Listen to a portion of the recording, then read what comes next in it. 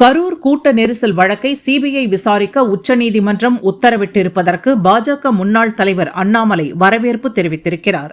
அதே நேரம் சிபிஐ வழக்கு கோரி மனு தாக்கல் செய்த 2 நபர்களிடம் யார் பொய் சொல்லி ஏமாற்றி கையெழுத்து பெற்றது என்றும் விசாரணை நடத்த வேண்டும் என்றும் அண்ணாமலை வலியுறுத்தியிருக்கிறார்.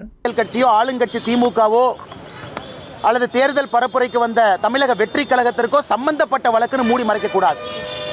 இது 41 உயிர்கள் சம்பந்தப்பட்ட வழக்கு. அதனால தான் நாங்கள் நேரடியாக முன்னாள் நீதிபதி அவர்கள் தலைமையில் பண்ணியிருக்கக்கூடிய ஒரு நபர் ஆணையத்தின் மீது நம்பிக்கை இல்லை. அதே நேரத்தில் சிபிஐ முழுமையாக ஒரு ஃபொரன்சிக் இன்வெஸ்டிகேஷன், முழுமையாக என்ன நடந்துச்சு, யார் வந்தாங்க போனாங்க, ஆர்கனைசர் மீது தவறு இருக்கா, லோக்கல் அட்மினிஸ்ட்ரேஷன் மீது தவறு இருக்கா, கூட்டத்தில் யாராவது மர்ம நபர்கள் கலந்திருக்கின்றார்கள், இதெல்லாம் முழுமையாக ஒரு ட்ரெயின்டு ஏஜென்சி மட்டும்தான், இதற்காகவே ட்ரெயின்டு ஏஜென்சி. இது போன்ற பல வழக்குகளை பார்த்திருக்கக்கூடிய சிபிஐ வர வேண்டும் என்கின்ற கோரிக்கையை வைத்தோம். எங்களுக்கு உள்ளபடியே மகிழ்ச்சி. பாரதிய ஜனதா கட்சியினுடைய 2 தொண்டர்களும் கூட தனிப்பட்ட வகையில் உச்சநீதிமன்றத்திற்கு போயிருந்தாங்க. அக்கா உமா ஆனந்தன் அவர்கள் தனிப்பட்ட முறையில் உச்சநீதிமன்றத்துக்கு போயிருந்தாங்க. வழக்கறிஞர் அவர்களும் தனிப்பட்ட முறையில் GS மணி அவர்கள் உச்சநீதிமன்றத்திற்கு போயிருந்தாங்க.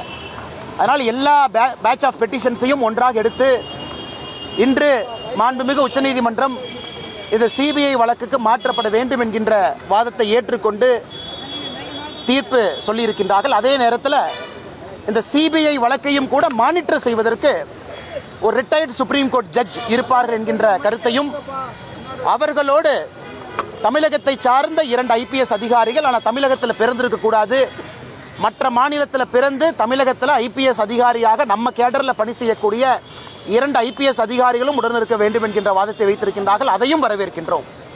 ஆனால் நிச்சயமாக இதில் யார் உள்ளிருந்திருக்கிறாங்க, யார் தவறு செய்திருக்கின்றாங்க, சம்பந்தப்பட்ட அதிகாரியாக இருந்தால் நடவடிக்கை எடுக்கணும். சம்பந்தப்பட்ட அரசியல் கட்சி யார் சார்ந்தவர்களாக இருந்தாலும் நடவடிக்கை எடுக்கணும். அதில் ஆளும் கட்சி எதிர்கட்சி என்பது முக்கியம் இல்லை. அதனால் நிச்சயமாக நீதி வெல்லும் என்கின்ற நம்பி இருக்குது. அதே நேரத்தில் எப்படி நம்முடைய சென்னை உயர்நீதிமன்றம் நீதியரசர் அவர்கள் நிறைய விஷயத்தை அவங்களாகவே எடுக்கிறாங்களோ, அதுபோல் கரூரில் பாதிக்கப்பட்ட 41 குடும்பம், அதில் அவங்களுக்கு தெரியாமல் 2 நபர்கள்ட்ட பொய் சொல்லி கையெழுத்தை வாங்கி அவர்களையும் இந்த வழக்கில் பெட்டிஷனாக சேர்த்திருக்கிறாங்க. இன்னைக்கு அந்த சம்பந்தப்பட்ட 2 நபர்களும் கூட எங்களுடைய கையெழுத்தை பொய் சொல்லி வாங்கியிருக்கின்றார்கள் என்கின்ற வாதத்தை உச்சநீதிமன்றத்தினுடைய நீதியரசர் முன் வைத்திருக்கின்றார்கள். அதனால் சென்னை உயர்நீதிமன்றம் தாமாக முன்வந்து அந்த 2 நபர்கள்ட்ட யார் பொய் சொல்லி அவங்க கையெழுத்தை வாங்கினது, யார் அவர்களை தவறாக வழி நடத்தியது, ஏன்னா இதெல்லாம் ரொம்ப தப்பு, நீதிமன்றத்திற்கு எதிராக தவறான ஒரு முன்னுதாரணத்தை கையாண்டிருக்கின்றார்கள்.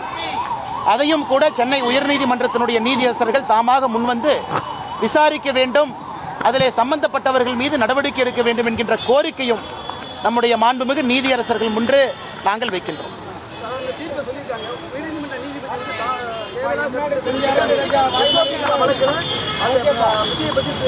ஆனால் இதில் நம்முடைய நீதியரசர்களை பற்றி சாமானிய மனிதர்களாக எப்பொழுதும் நாங்கள் குறை சொல்ல போவதில்லை, நிறைகளும் சொல்ல போவதில்லை. அவர்களுடைய கடமையை செய்கிறாங்க.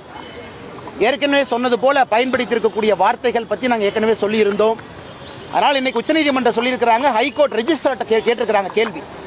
அதனால் ஹைகோர்ட்டினுடைய ரெஜிஸ்ட்ரார் பதில் சொல்லுவாங்க, இது எங்களுக்கு சம்பந்தம் இல்லை, நாம் சாமானிய மனிதர்கள்.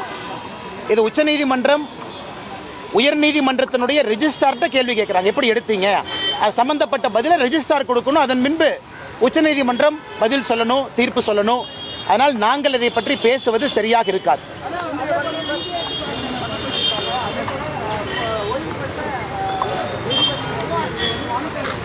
ஆனால் அதை தாங்க நான் சொன்னேன், அதையும் வரவேற்கின்றோம். ஏன்னா இன்னைக்கு எல்லா தரப்பு கட்சிகளும் வைத்திருக்கக்கூடிய வாதங்களும் இந்த தீர்ப்பில் வந்திருக்கு. தமிழக வெற்றி கழகத்தினுடைய வாதம், ஒரு சிட்டிங் சுப்ரீம் கோர்ட் ஜட்ஜ் அவங்க வரணும், தமிழக வெற்றி கழகத்தினுடைய வாதம்.